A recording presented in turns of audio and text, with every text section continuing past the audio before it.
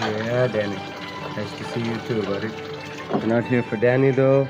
We're here for those guys. That is a 12-inch aquaponic grow bed, underneath which is nothing. As you can see, is nothing. 12 inches of rocks, and then about, I don't know, 8-9 foot of papaya tree. So let's get up there. Easy does it. We got our. So this one's ripened early. We're gonna take it. Just lift and separate. That's one. Looks okay. I'm gonna take this one. This is the big one. Right there on the vine. Gonna take it, lift, separate. There we go. That's the other one. Put them side by side.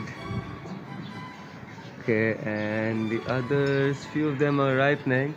The ones on top are getting larger just fine. Okay, so let's get these in the refrigerator and get them cooled down and tasty. Okay, we got it inside. Weighed it. It's 1 kilogram.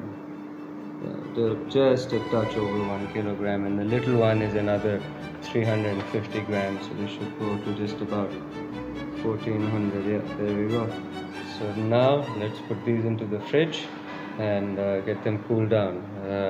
Some cold, some condensation. Cut them apart now.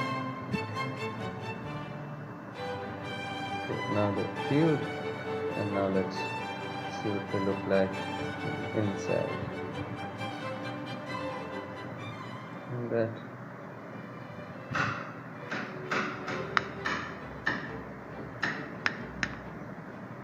Don't keep your finger there. Oh, there were seeds in it. That one's nice. Got this one. There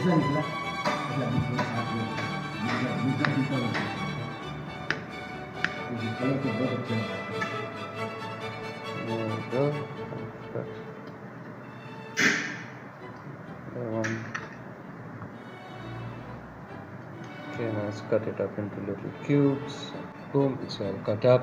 Tastes nice and sweet, but it's got these strange dry bits that go throughout it.